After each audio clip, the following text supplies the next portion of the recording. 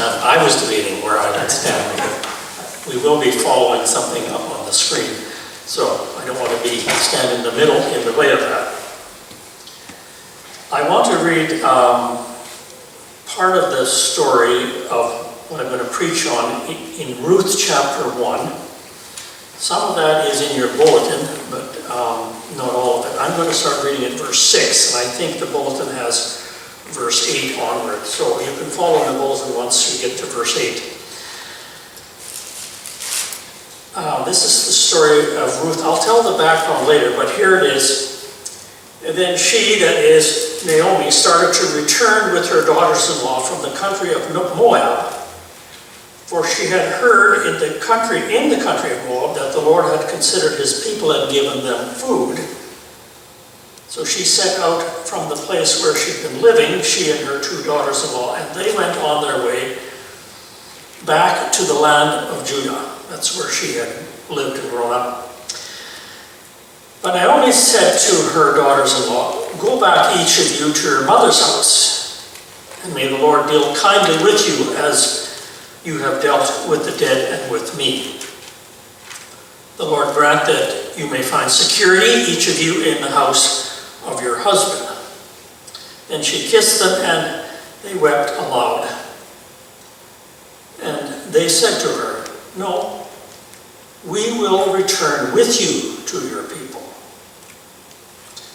But Naomi said, "Turn back, my daughters. Why will you go with me? Do I still have sons in my womb that they may become your husbands? Turn back, my daughters. Go your way, for I am too old to have a husband. And even if I thought there was hope for me, even if I should have a husband tonight and bear sons, would you then wait until they were grown? Would you then refrain from marrying? No, my daughters, it has been far more bitter for me than for you, because the hand of the Lord has turned against me." And then they wept aloud again. And Orpah kissed her mother-in-law, but Ruth clung to her.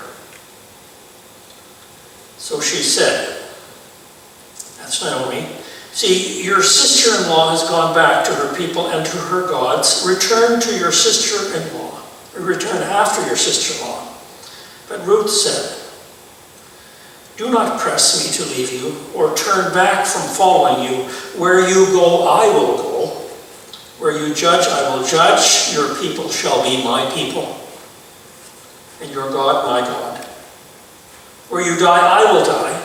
There will I be buried. May the Lord do thus, and so to me, and more as well, if even death parts me from you." When Naomi saw that she was determined to go with her, she said no more to her. That's the end of the story that I want to look at together. Let me first begin, though, with a story of Eva McMillan. You know, when my wife and I moved to Regina in 1983, we started to attend First Baptist Church. And all the while for about 11 years, I was still taking classes to become trained to be a pastor. But we were attending the church those 11 years, and then I joined the staff. But during that time, I got to know Eva McMillan. She was single woman. She was committed, and she had her own pastoral care list, people that she knew from the church, because she'd been a member for ages, it seemed like to me. And she would faithfully visit them. She didn't drive, and she walked a lot, and then took the bus if she needed to. When I became a pastor, I started a pastoral care ministry, and I invited her to join. And I suggested, well, each person could visit maybe 2 people. And I thought, well, that's quite enough for people who are busy and that. And when we would get together once a month or every 2 months to talk about our visits, we would talk about those 2 people. But Eva would talk about 5, 6, 7 people. And I found out that she was so faithful, either with weekly or bi-weekly visits to these people. Eva's story is a good one. It's an inspiring one, and it's a sort of under the radar kind of story. And it stands in such contrast to the kind of stories that I tend to read in the news. I'm a bit of a news hound, and so I'll go to a number of websites on the internet. And as you can imagine, I don't feel uplifted or encouraged by most of what I read these days. Once in a while there's a good story. But in fact, what I see and I read is so disturbing that some days I will only read a few items, maybe one article, and then some headlines, and that's it. Well, it reminds me of what Shia read there in Psalm 123, where he says, he paints the picture of someone who looks to their master for good things, and they wait patiently, and they're at ease waiting. And that's in contrast to what he says later. He says, instead what I'm encountering is what? The contempt of the proud. Which in my mind is those who run around in the world, who act in the world as if there are no poor people, there are no homeless people, there are no people in need. We're just going to do what we want, right? We're going to create wars, we're going to create terror, we're going to run roughshod over people's rights. And the psalmist is basically saying, I've had enough of that. When I read that, I thought, yeah, me too. I've had enough of it. So that's a kind of a long way to introduce the story of Ruth, because Ruth is a good news story as well, but it kind of is under the radar. And it comes, interestingly enough, in fact, if you read the first 6 verses or so, it will tell you that it comes kind of around the time of the Judges. And if you've ever read the book of Judges, well, it's not a great book. There are certainly some heroes like Samson and Deborah and Gideon. But the refrain that keeps being repeated is everyone did what was right in their own eyes. And mostly that was not good. Even those who are heroes of the faith, they're quite flawed. So here in contrast is the story of Ruth. It's so different. She did what was right in God's eyes. So let's start with the story and just tell you that, I need to tell you just by the way that often the stories in the Bible, and certainly in the Old Testament, they're well-crafted stories. They're designed to really emphasize a couple of main points, and they kind of go at it, the way the story is told builds on that. So what we have in verses 1 to 6, which I didn't read, is the background of the story, which any good story will give you the background, right? So in those first five verses, we learn what? We learn there's an Israeli couple, Elimelech and Naomi, and they, together with their 2 sons, Mahlon and Chilion, have moved from Bethlehem, that's in Israel, to Moab, which is a neighboring territory. And after some years, the 2 sons married Moabite women, Orpah and Ruth. And a few years later, Elimelech, the husband of Naomi, dies. And then the 2 sons die as well. This leaves a family unit that consists of what? Naomi, an Israeli woman, 2 women who are not Israeli, but who are Moabites, 2 daughters-in-law. They're all living in Moab. This family unit is kind of odd, if you think about it. I don't think any of the 3 women are really kind of at home culturally. Well, maybe the daughters-in-law, but even they. We have Naomi, who's a Hebrew woman, Jewish woman. He's in a foreign land, and she appears to be emotionally and probably economically tied to the 2 daughters-in-law who are actually living in their home country, which is a foreign country to her. So the 2 women are in their home country. They have strong ties, though, to a widow who's a foreigner. So then she decides she's going to return to her homeland, and it appears at first that the 2 Moabite daughters-in-law will accompany her, and then they will become foreigners in Israel. So talk about cultural displacement and even cultural confusion. So those are the details of the story. So the way this story is told, it's almost like, well, okay, well that's interesting, and we could stop the story there.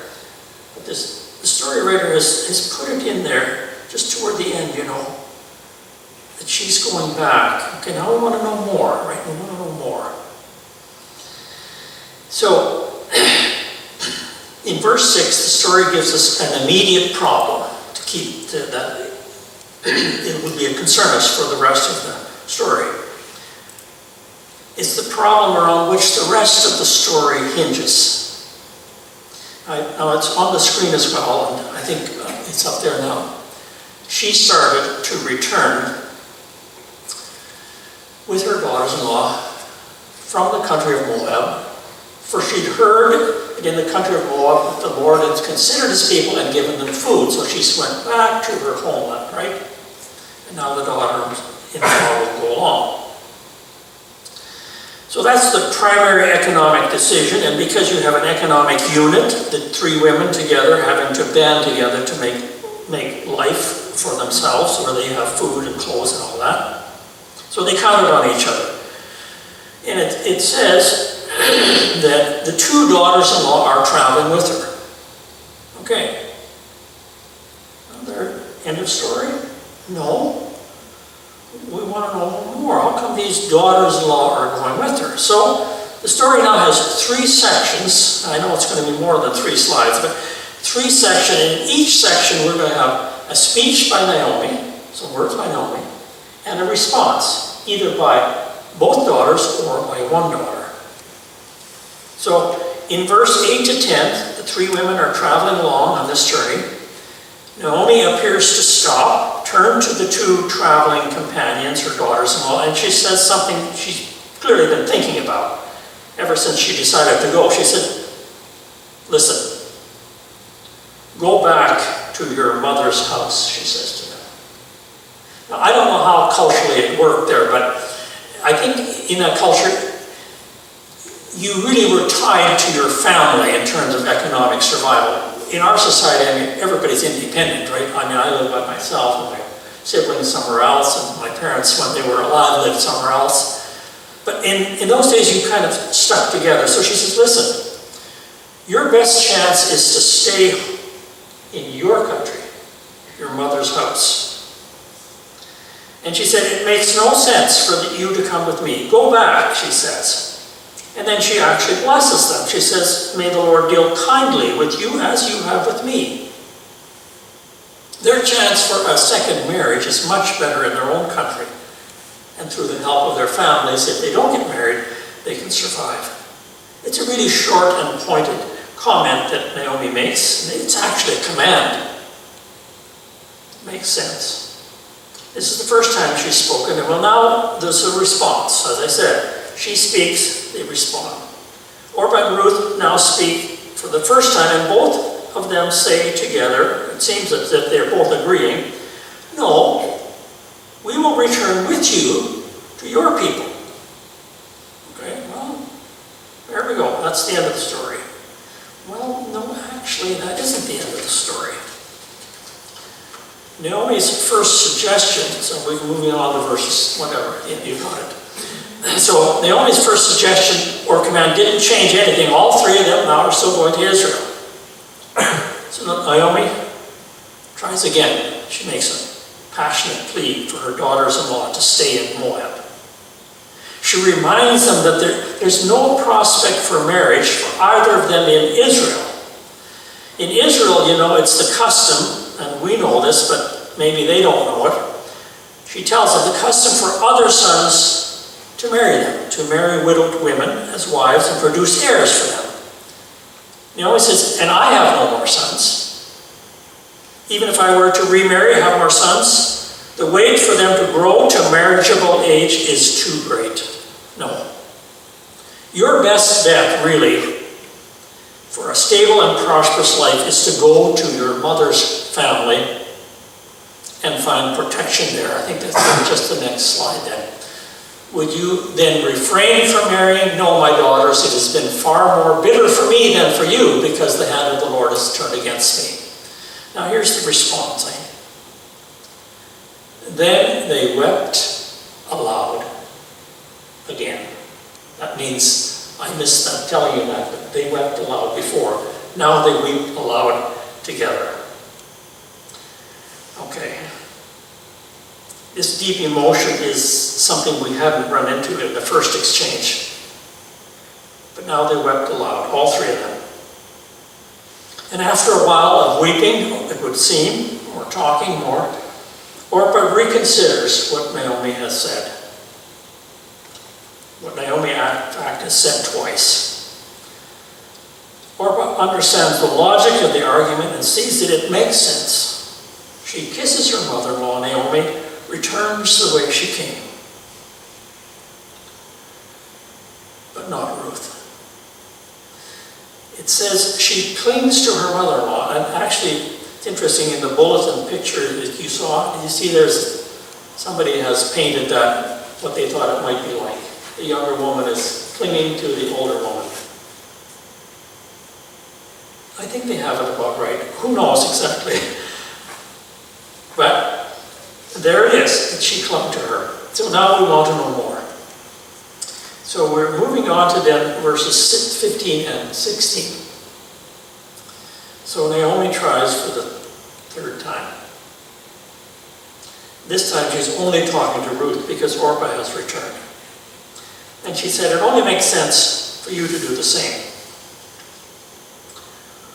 See, your sister-in-law has gone back to your people and to her gods. Return after your sister-in-law. But Ruth said, don't press me. I love that phrase, don't press me. What does she mean? Why does she say that? Don't push me. Don't push me away, or, I don't know, don't pressure me.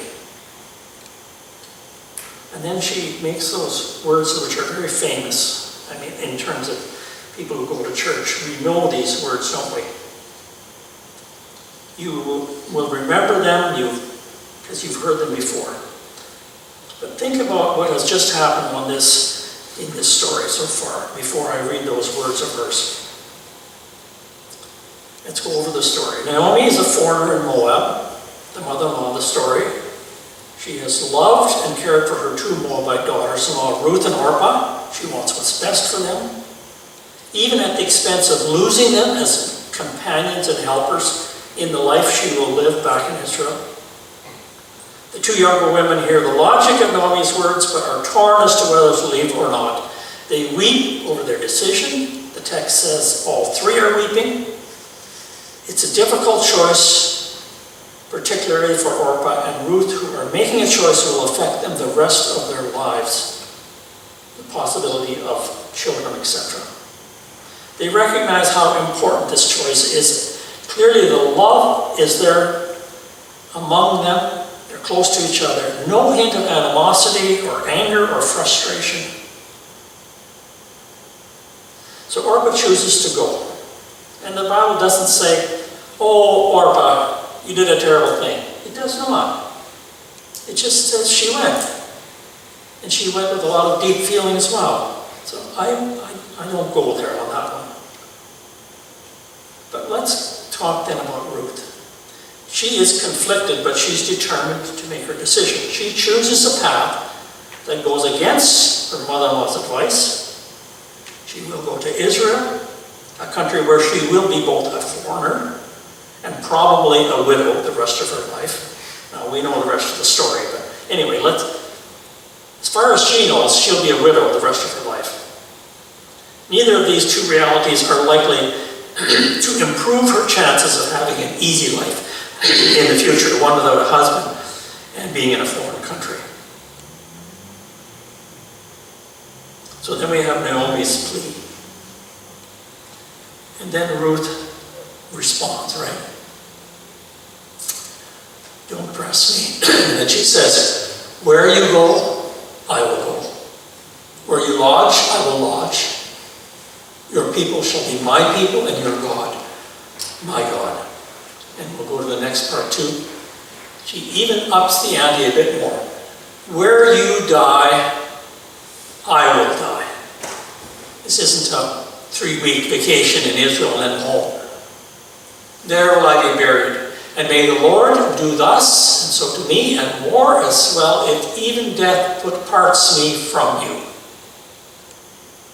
That last part is kind of like a vow or an oath, right? You swear an oath saying, may I be struck dead if I don't keep this promise. It's something like that, isn't it?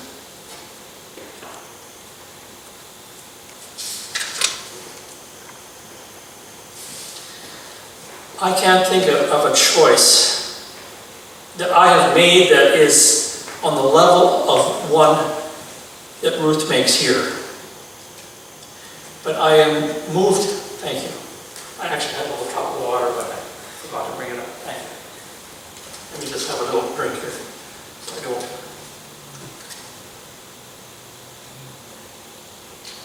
so I don't fade out. As I said, I can't think of a choice that I've made that's on the level of this one that Ruth makes. I am moved by her example. She chose to set aside her family and even the possibility of having a family. She chose to set aside those from her own household in Moab who could provide some comfort and familiarity and better possibilities probably for a good and stable life. She chose what looks like a difficult path. 3 times, Naomi tries to persuade Ruth and Orpah to stay in Moab with their families in their home, and after the second time, Orpah decides to stay, and after the third time, it's only Ruth who's there. And we would think Ruth said, okay, Naomi, you win, I'm going back. She doesn't. She makes a commitment that really is breathtaking. She pledges to go with her mother-in-law to a foreign land where she has no family and very little chance for marriage or for children.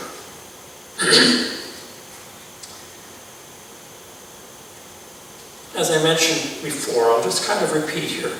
The psalm that we read earlier has that interesting phrase where the psalmist is disgusted with what he is hearing and reading. He wants to live a quiet and confident faith in God, but what's something standing in the way? And what is standing in the way is the attitude of the most powerful in the community.